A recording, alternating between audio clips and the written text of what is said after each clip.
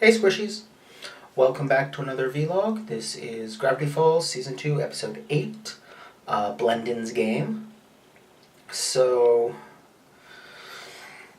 obviously I was going to like this episode for one moment, if nothing else. And if you've been watching these vlogs and seen the episode, you already know what moment that is. It's Dipper's little revelation, of how uncomfortable he's been making Wendy all this time. When little Wendy, I guess would be 5-10 years in the past? Little Wendy says she thinks Dipper is cute. And he's really creeped out because she's really young. And Mabel observes, now you know how she feels. And he just has this great, oh, kind of a moment. Like, oh no. And it's just great, because of such moments, empathy is created.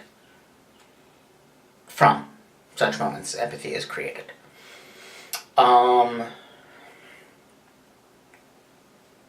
that was great, but that was just kind of one moment in what was still a very solid episode. Otherwise, Soos is a great character, but he's always been kind of very surface level kind of a person. And now we see a lot more of what's going on under that. He's, his mom doesn't appear to have ever been around.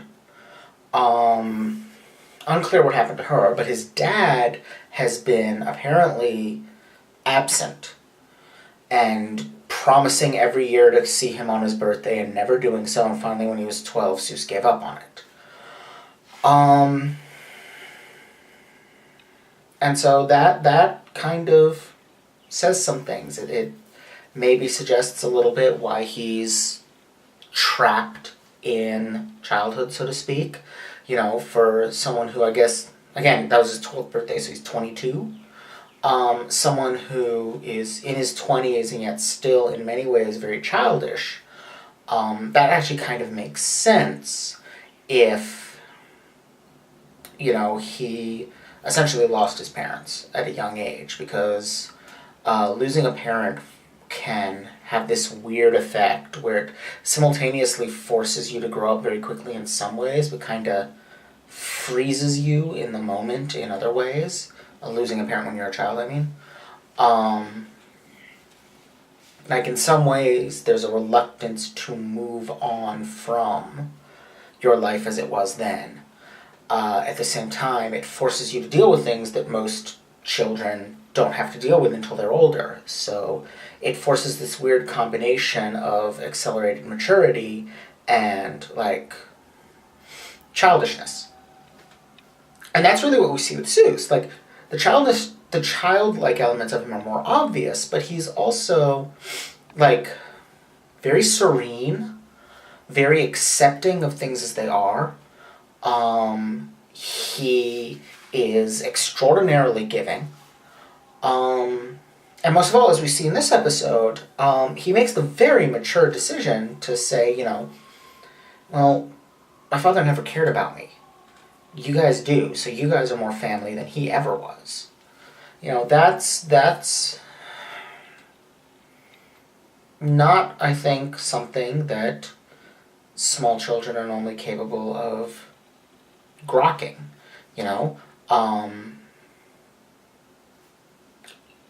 whoever it is that you identify as your parents, you kind of expect them to be family, and it can take quite a long time to mature to the point of being able to say, well, no, family isn't the people with whom I happen to share, lines on a genealogy. It's the people who care. So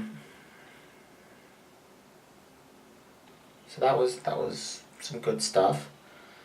Now, on the downside, they more or less sidestepped around it, but it still sort of happened where there was this thing where character doesn't enjoy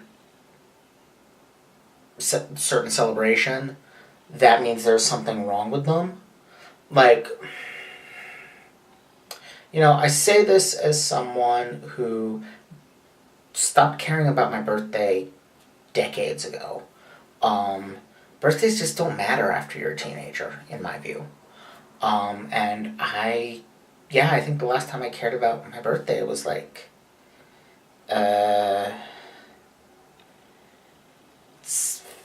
17 years ago? However long ago I was 18. Because it's kind of the last birthday that matters, unless, like, you're a drinker, then I guess 21 does as well. But I've never really been a drinker either, so... Yeah, 18 was the last time I cared about my birthday. And then... There's a couple of, like, really popular holidays that just don't do it for me. Don't get me wrong, there's holidays I like, there's celebrations I like, but as a general rule, I don't like public celebration. Like, I like holidays that you celebrate by getting together in small groups. Holidays that you celebrate, like, with public displays and that kind of thing, I tend not to like as much. Although I do like July 4th, because I really like fireworks and barbecue. So... the pattern's not quite consistent, but basically there's two really popular holidays that I don't really care for. Halloween I'm kind of meh on. I'm perfectly content to just do nothing for Halloween, and other people do their thing, and cool. Christmas I actively hate, because it's inescapable in a way that Halloween isn't, and keeps getting bigger every year, and it's the worst. But part of why I hate Christmas is because of this cultural attitude of, if you don't like Christmas, there's something wrong with you, and you need to change, and you need to be changed. And that's really fucking obnoxious. And so whenever there's... and it's a story that shows up in a lot of cartoons of, this character doesn't like this particular celebration, that must mean there's something wrong with them that has to be fixed by their friends. And yeah, I really dislike it, because like I said, it's really obnoxious when people do that in real life. Just let people enjoy what they enjoy and not enjoy what they don't enjoy. Is that hard? I mean, unless what they enjoy is, like, actively harming someone, who cares? But then, like, it seemed at first like the episode was actually doing better with that, because they had the whole thing where they tried to throw Soos a party and it just failed utterly. He was unhappy and they realized they had screwed up.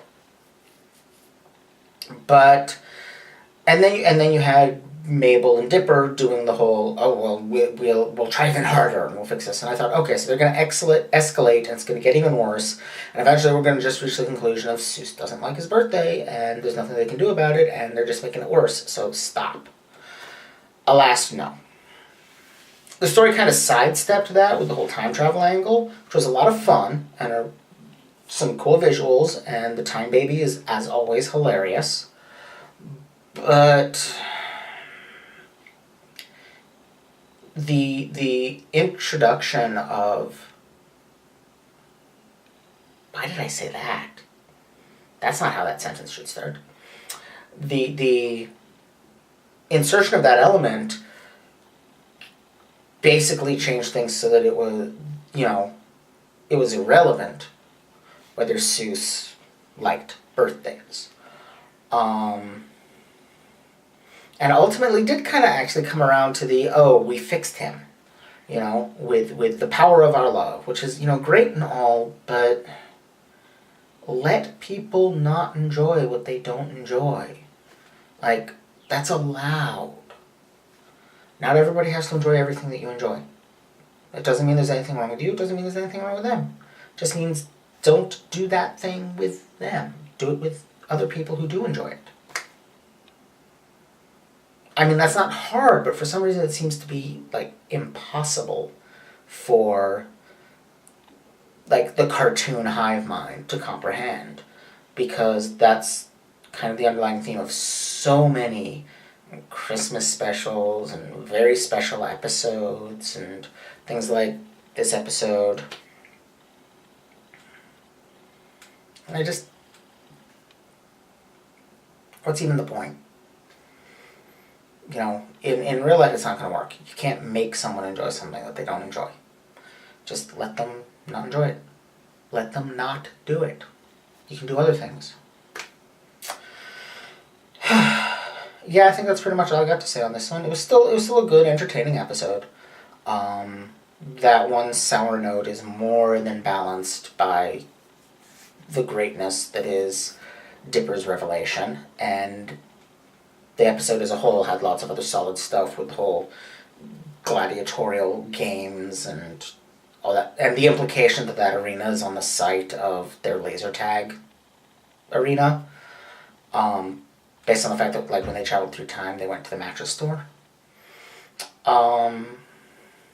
Yeah. Fun stuff. Good app. Look forward to doing some more. Bye.